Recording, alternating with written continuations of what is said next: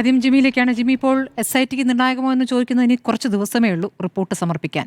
അപ്പോൾ ഡി മണി, ആരാണ് ഈ ഡി മണി എന്ന പ്രേക്ഷകർ മുഴുവൻ കണ്ടത് നമ്മളിലൂടെയാണ്. ഒരു 12:25 ആകുമ്പോഴേക്കും നമുക്ക് ആ ദൃശ്യം കൃത്യമായി കിട്ടുകയാണ്. ഡിണ്ടിഗലിലേക്ക് നമ്മുടെ സംഘം അഷ്കറും ഉണ്ണിയും അവിടേക്ക് പോകുന്നു, ആ ദൃശ്യങ്ങൾ പകർത്തുന്നു.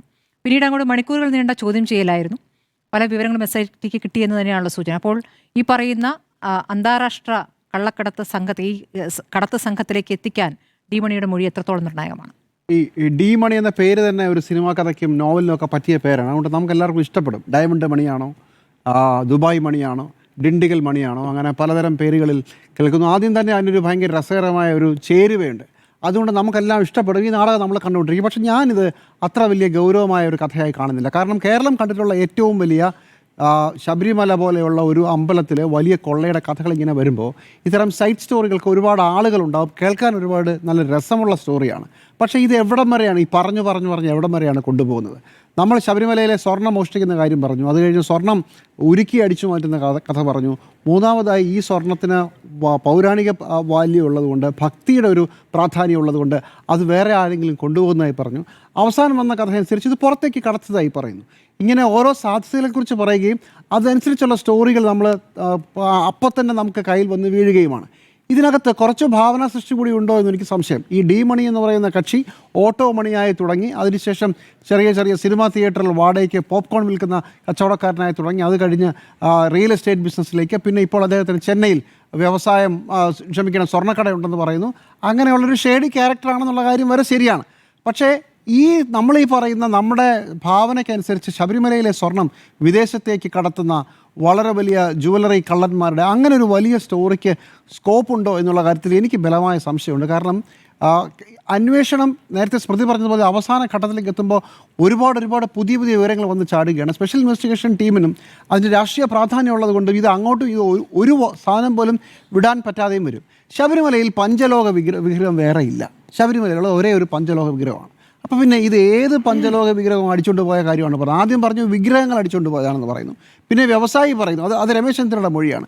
പിന്നെ വ്യവസായി പറയുന്നു ഇത് പഞ്ചലോഹ വിഗ്രഹങ്ങളാണെന്ന് പറയുന്നു. ആ പഞ്ചലോഹ വിഗ്രഹം നോക്കുമ്പോൾ ശബരിമല അങ്ങനെയില്ല. അപ്പോൾ പറഞ്ഞു ഇനിയിപ്പം ശബരിമലയുടെ അണിയറയ്ക്കകത്തുള്ള, ശബരിമലയിലെ ആരെങ്കിലുമൊക്കെ സംഭാവന കൊടുത്ത ശബരിമലയ്ക്കകത്തുള്ള ഭണ്ഡാരത്തിനകത്തുള്ള എന്തെങ്കിലുമൊക്കെ ആയിരിക്കാമെന്ന് പറയുന്നു. അതിന് കണക്കുണ്ടോ? ചിലപ്പോൾ കണക്കില്ലാതെ പറ്റിച്ചതായിരിക്കാമെന്ന് പറയുന്നു.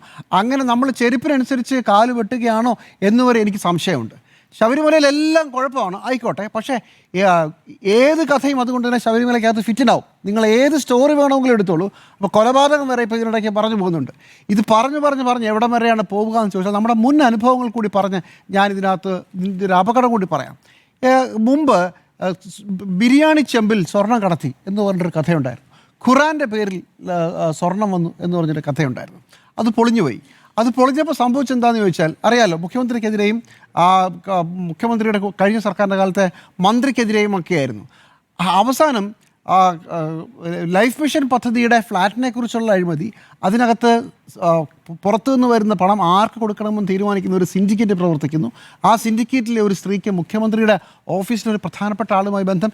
ഈ കഥയെല്ലാം അവസാനം ഇപ്പോൾ ചർച്ച വന്നാൽ പറയും അതാ ബിരിയാണി ചെമ്പ് ഒന്നെന്ന് പറഞ്ഞ കള്ളമല്ലേ എന്ന് പറഞ്ഞ് ആ കഥ അവസാനിക്കുകയാണ്. പക്ഷേ അത് രാഷ്ട്രീയ ആരോപണമായിരുന്നല്ലോ.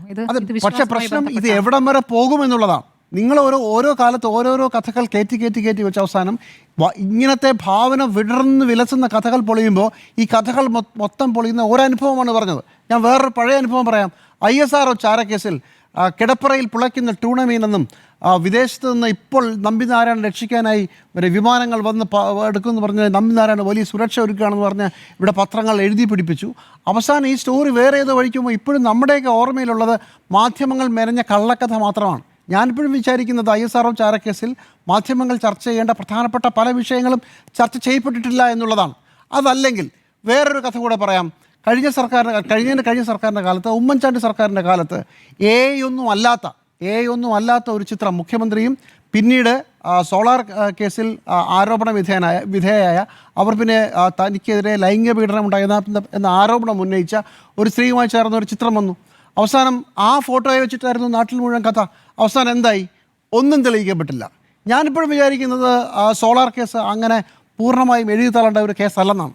പക്ഷേ നിങ്ങൾ ചില കഥകളെ ഒരുപാട് മുന്നോട്ടേക്ക് വലിച്ചുകൊണ്ട് പോകുമ്പോൾ ആ കഥ മൊത്തം പൊളിയുന്ന ഒരവസ്ഥ ഉണ്ടാകാൻ സാധ്യതയുണ്ട്. അല്ലെങ്കിൽ തന്നെ അഴിമതി ആരോപണങ്ങളും ഇത്തരം കഥകളും ഒരു കാലത്തും കേരളത്തിൽ തെളിയിക്കപ്പെട്ടിട്ടില്ല. കേരളത്തിൽ ഒരൊറ്റ രാഷ്ട്രീയ നേതാവെ ഇതുവരെ പ്രധാനപ്പെട്ട രാഷ്ട്രീയ നേതാവ് തടവിൽ കിടന്നിട്ടുള്ളൂ. ബാക്കി എല്ലാ അഴിമതി കേസുകളും വെറുതെ വിട്ടുപോയിട്ടുണ്ട്. അപ്പോൾ ഭാവന ഒരുപാട് വിടരുമ്പോൾ ഒന്ന് ശ്രദ്ധിക്കുക, ചിലപ്പോൾ ഇത് വേറെ എന്തൊക്കെയോ കഥകളാവാം. അല്ലെങ്കിൽ ഡീമണി എന്ന് പറയുന്ന ആൾക്കെതിരായ ആരോപണവും ഈ പറയുന്ന പഞ്ചലോഹ വിഗ്രഹവും മോഷണവുമൊക്കെ ശബരിമലയുമായി ബന്ധമില്ലാത്ത വേറെ എന്തെങ്കിലും ആയിരിക്കാം. അത് ഏതുമാവാം. അതുകൊണ്ട് വല്ലാത്ത ഇതിനകത്ത് എന്തൊക്കെയോ വലിയ നമ്മൾ സിനിമാ കഥ പോലെ സംഭവിക്കാൻ പോകുന്നു ശബരിമലയിൽ എന്ന് വിശ്വസിക്കേണ്ട. ഇതെല്ലാം രാഷ്ട്രീയ ആരോപണങ്ങളുടെ ഭാഗമായിട്ടും മാധ്യമങ്ങൾക്ക് വേണ്ട കഥയുമായിട്ടുമൊക്കെ കൂടിച്ചേർന്ന് വല്ലാതെ ശരിക്കുള്ള കഥയേക്കാൾ നിറം പിടിച്ച കഥകളായി ഇത് വളരാനുള്ള സാധ്യതയുണ്ട്. അങ്ങനെ അല്ലാതിരിക്കട്ടെ. പക്ഷേ എൻ്റെ അനുഭവത്തിൽ ഇതിനു മുമ്പ് ഞാനീ പറഞ്ഞ 3 സംഭവങ്ങൾ, അത് ISRO ചാരക്കേസ് മുതൽ സോളാർ കേസ് മുതൽ ലൈഫ് മിഷൻ പദ്ധതിയുടെ വീട് മുതൽ ഇങ്ങനെ നിറം പിടിപ്പിച്ച കഥകളുടെ പേരിലാണ് ആ കഥകളെല്ലാം അവസാനം കുഴിച്ചു മൂടപ്പെട്ടത്. അതുകൊണ്ട് ഇതിൽ ഡി.മണിയുടെ കയ്യിൽ നിന്നൊന്നും കിട്ടിയില്ല, അതുകൊണ്ട് ശബരിമല ഈ കേസ് മുഴുവൻ കള്ളമായിരുന്നു എന്നൊരു നറേറ്റീവ് നിങ്ങൾ പ്രതീക്ഷിച്ചോളൂ. അത് മിക്കവാറും ഉണ്ടാകാൻ സാധ്യതയുണ്ട് ഈ അന്വേഷണം പൊളിഞ്ഞു പോയാൽ. അതാണ് ഞാൻ പറയുന്നത്. അതോടൊപ്പം ഇപ്പോൾ രാഷ്ട്രീയ പാർട്ടിയിൽ നടത്തിക്കൊണ്ടിരിക്കുന്ന 2 പ്രധാനപ്പെട്ട ആരോപണ പ്രത്യാരോപണങ്ങൾ കൂടി പറയാം. എങ്ങനെയാണ് രാഷ്ട്രീയ പാർട്ടികൾ ഈ വിഷയത്തെ ശരിക്കുള്ള അന്വേഷണത്തിലുള്ള കാര്യങ്ങൾ വഴിതിരിച്ചു കൊണ്ട് പോകുന്നത് എന്നതിൻ്റെ ഉദാഹരണമാണ്. അതിലൊന്ന്, മുഖ്യമന്ത്രി പിണറായി വിജയനും ശബരിമലയിലെ കേസിലെ പ്രതിയായ പോറ്റിയും തമ്മിൽ തിരുവനന്തപുരത്ത് സെക്രട്ടേറിയറ്റിൻ്റെ മുഖ്യമന്ത്രിയുടെ ഓഫീസിൻ്റെ താഴെ ഒരു വണ്ടി ഫ്ലാഗ് ഓഫ് ചെയ്യുന്നതിലെ ദൃശ്യമാണ്. ആ ദൃശ്യത്തിൽ മുഖ്യമന്ത്രിയും ഇദ്ദേഹവും തമ്മിൽ നോക്കി സുഖമല്ലേ എന്ന് പറഞ്ഞ് ചിരിച്ചു എന്ന് പറഞ്ഞൊരു വ്യാജ ചിത്രം പ്രചരിച്ചു എന്നാണ് പറയുന്നത്. എന്തായാലും അതാണ് എടുത്ത് പൊക്കിക്കൊണ്ട് നിൽക്കുന്നത്. അതേസമയം ഈ ചടങ്ങ് ആരുടെ ആയിരുന്നു? ഈ ചടങ്ങ് ഭീമ ജ്വല്ലറിയുമായി ബന്ധപ്പെട്ട ഒരു ചടങ്ങായിരുന്നു. എന്താ ഭീമ ജ്വല്ലറിയെ കുറിച്ച് ആരും പേര് പറയുന്നില്ലല്ലോ. മുഖ്യമന്ത്രി അങ്ങനെ ഒരുപാട് പേരെ കാണുമെന്നേ. മുഖ്യമന്ത്രിയുടെ മുമ്പിൽ ചിലപ്പം അത് ഫേക്ക് വീഡിയോ അല്ല, ശരിക്കുള്ള വീഡിയോ ആണെന്ന് തന്നെ ഇരിക്കട്ടെ. മുഖ്യമന്ത്രിക്ക് ഒരു ചടങ്ങിൽ ക്ഷണിക്കുന്നു, ഒരു പ്രധാനപ്പെട്ട ജ്വല്ലറി ഉടമകളാണ്, ഇത് ഭീമ ജ്വല്ലറി. അത് ഒഫീഷ്യലി റിലീസ് ചെയ്ത് കഴിഞ്ഞല്ലോ, ഇനിയും അതിലെന്താണ് അവിശ്വാസം? ഞാൻ പറഞ്ഞു തീരട്ടെ. അതിലെന്താ പ്രശ്നം എന്ന് ചോദിച്ചു. അതിലെന്താ പ്രശ്നം എന്നുള്ളതാണ് എൻ്റെ ചോദ്യം. മുഖ്യമന്ത്രി ഇനിയിപ്പോൾ ഫേക്ക് വീഡിയോ അല്ല, ശരിക്കുള്ള വീഡിയോ ആണെന്ന് തന്നെ വിചാരിച്ചോളൂ. അതിലെന്താണ് കുഴപ്പം എന്നുള്ളതാണ് എൻ്റെ ചോദ്യം. മുഖ്യമന്ത്രിയെ ഒരു ചടങ്ങിന് ക്ഷണിക്കുന്നു, ആ ചടങ്ങിൽ ഒരാൾ നിൽക്കുന്നു, അയാൾ താക്കോൽ ദാനത്തിലെ പ്രധാനപ്പെട്ട ആളാണ്, മുഖ്യമന്ത്രി നോക്കി ചിരിക്കുന്നു, മുഖ്യമന്ത്രി ചിരിച്ചിട്ടുണ്ടാവാം. ഒന്ന്, അതിലെന്താ പ്രശ്നം എന്നുള്ളതാണ് സൂചന എൻ്റെ ചോദ്യം. അതിൽ തർക്കമുണ്ടോ? അല്ല, ആ ദൃശ്യം ശരിയാണെന്ന് തന്നെ ഇരിക്കട്ടെ എന്ന് പറഞ്ഞതിലാണ് എനിക്ക് തർക്കം. അത് ശരിയാണ്, അത് ഒറിജിനൽ ദൃശ്യവുമാണ്, ഒഫീഷ്യലി PRD റിലീസ് ചെയ്തതാണ്.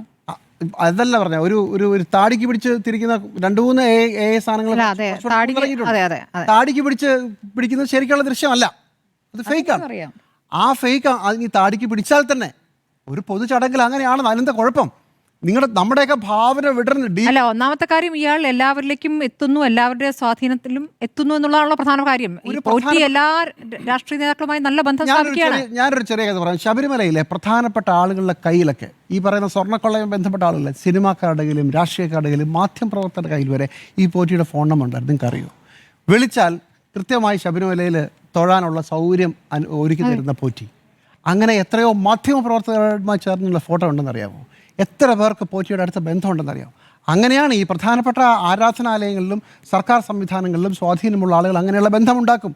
അതിൻ്റെ ഭാഗമായിട്ടാണ്, മുഖ്യമന്ത്രിയായിട്ടല്ല. നിങ്ങൾ അങ്ങനെയാണെങ്കിൽ ഭീമ ജ്വല്ലറി പോലെ പറഞ്ഞു തുടങ്ങണം. അത് പറയൂലല്ലോ, അതുകൂടെ ചേർത്ത് പറയൂ. അങ്ങനെ അതിനുണ്ടാകും. അത് വളരെ സ്വാഭാവികമാണെന്നാണ് ഞാൻ പറഞ്ഞത്. അതിന് ഭീമ ജ്വല്ലറി കുറ്റം പറയേണ്ട, നിങ്ങൾ മുഖ്യമന്ത്രി കുറ്റം പറഞ്ഞ് കുറ്റം പറഞ്ഞ് തുടങ്ങണമെങ്കിൽ നിങ്ങളുടെ ഓർഡർ മാറിപ്പോയി. അതുപോലെ തന്നെയാണ് സോണിയാഗാന്ധിയെ കാണാൻ ഇയാൾ പോയി. CPM-കാർ പറഞ്ഞ് അവസാനം കയ്യിൽ കെട്ടിക്കൊടുക്കുന്ന ചരടിനകത്ത് സ്വർണ്ണം ഉണ്ടെന്ന് വരെ പറഞ്ഞു. ഈ സോണിയാഗാന്ധിയെ കാണാൻ ഇങ്ങനെ സ്വാധീനമുള്ള ഒരാൾ പോയി എങ്കിൽ പോയി, ശരി, വളരെ വളരെ സ്വാധീനമുള്ള ആളാണ്. ശബരിമലയിൽ 2009 മുതൽ വലിയ സന്നാഹങ്ങളുള്ള ആളാണ്. പോയാൽ അങ്ങനെയുള്ള ആളാണെന്ന് പറഞ്ഞാൽ ചിലപ്പോൾ ആരാധനാലയങ്ങളിലെ ഇത്തരം ആളുകൾക്ക് വലിയ ആക്സസ് ഉണ്ട്. അങ്ങനെയുള്ള ആളുകൾക്ക് സോണിയാഗാന്ധിയെ കാണാൻ പറ്റിയാൽ അതുകൊണ്ട് സ്വർണ്ണ കൊള്ളയ്ക്കകത്ത് അവർക്ക് പങ്കുണ്ടെന്നാണ്. മുഖ്യമന്ത്രിക്കെതിരെ ഉയർന്ന ആരോപണവും സോണിയാഗാന്ധിക്കെതിരെ ഉയർന്ന ആരോപണത്തിനും ഒരു കടലാസിൻ്റെ വില പോലുമില്ല, അൺലെസ് പ്രൂവൺ അതർവൈസ് എന്നുള്ളതാണ് എൻ്റെ വാദം. നമുക്ക് ഈ ആവശ്യമില്ലാത്ത കഥകൾ ഇങ്ങനെ ചെയ്യാൻ പറ്റില്ലല്ലോ ജിമ്മി സാർ. ഇത് രണ്ടും തമ്മിൽ തുലനം ചെയ്യാൻ പറ്റില്ല. കാരണം മുഖ്യമന്ത്രി ഒരു പൊതുപരിപാടിക്കിടയിലാണ് ഈ ഉണ്ണികൃഷ്ണൻ പോറ്റിയുമായിട്ട് നിൽക്കുന്ന ദൃശ്യങ്ങൾ വരുന്നത്. മറ്റേത് സോണിയാഗാന്ധിയെ ഡൽഹിയിലെ സോണിയാഗാന്ധിയുടെ വസതിയിൽ പോയി അപ്പോയിന്റ്മെന്റ് എടുത്ത് കണ്ടിരിക്കുന്നതാണ്. അവിടെ കൂടെ നിൽക്കുന്നത് ഈ റോദ്ദം ചില്ലറയിലെ ഗോവർദ്ധനാണ്. അപ്പോൾ ഈ ഗോവർദ്ധനും ഉണ്ണികൃഷ്ണൻ പോറ്റിയും അടൂർ പ്രകാശും ആന്റോ ആന്റണിയും അടക്കം അങ്ങനെ ഈ കോൺഗ്രസിന്റെ നേതാക്കൾ എല്ലാവരും ഉൾപ്പെടുന്ന ഒരു കൂടിക്കാഴ്ച അവിടെ നടക്കണമെന്നുണ്ടെങ്കിൽ അത് അപ്പോയിന്റ്മെന്റ് എടുത്താണ്. പക്ഷേ മുഖ്യമന്ത്രിയുടെ കാര്യത്തിൽ അങ്ങനെ അപ്പോയിന്റ്മെന്റ് എടുത്തുള്ള ഒരു കൂടിക്കാഴ്ച കൂടിക്കാഴ്ചയിലെ ചിത്രമല്ല, രണ്ടും രണ്ടാണ്. ഒന്നാമത്തെ കാര്യം വിശ്വാസവുമായി ബന്ധപ്പെട്ട കാര്യമാണ്. ഇങ്ങനെ പലർക്കും പലരെയും കാണാൻ പറ്റും. സോണിയാഗാന്ധിയെ കണ്ടതുകൊണ്ട് സോണിയാഗാന്ധി ഈ പറഞ്ഞ സ്വർണ്ണക്കൊള്ള നടത്തിയെന്നാണോ പറയുന്നത്? അങ്ങനെ ഒരു ആരോപണവും ഇല്ല.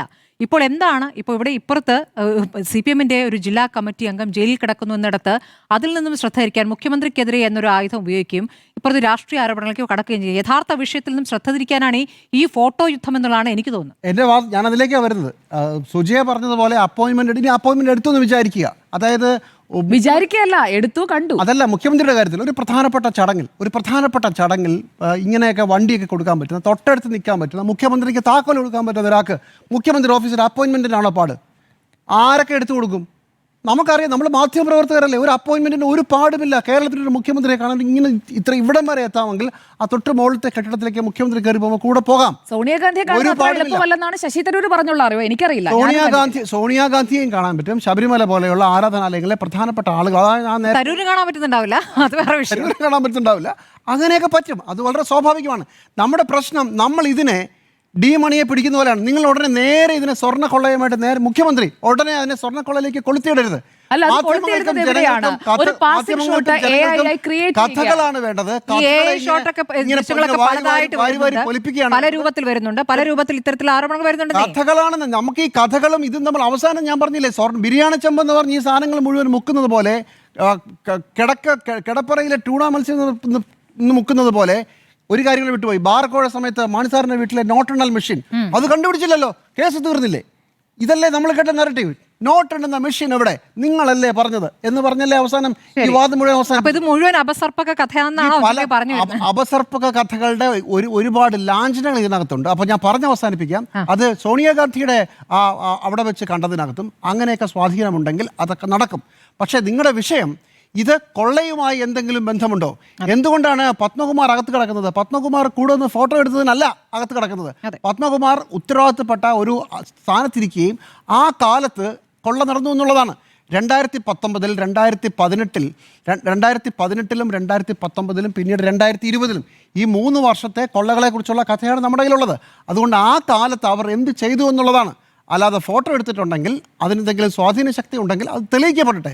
അതുവരെ ഫോട്ടോയുടെ പേരിലോ ഒരു ചടങ്ങിൽ പങ്കെടുത്തതിൻ്റെ പേരിലോ നിങ്ങൾക്ക് കഥ ഉണ്ടാക്കാൻ പറ്റില്ല. ഡി മണിയുടെ കാര്യത്തിലും അപസർപ്പക കഥ നീണ്ടുപോകുന്നുണ്ട്. തെളിയിക്കപ്പെടും വരെ എനിക്കതിനകത്ത് പൂർണ്ണമായും വിശ്വസിക്കാൻ ഇപ്പോൾ ഇന്ന് ഈ സംസാരിക്കുന്ന നിമിഷത്തിൽ ബുദ്ധിമുട്ട്. ശരി.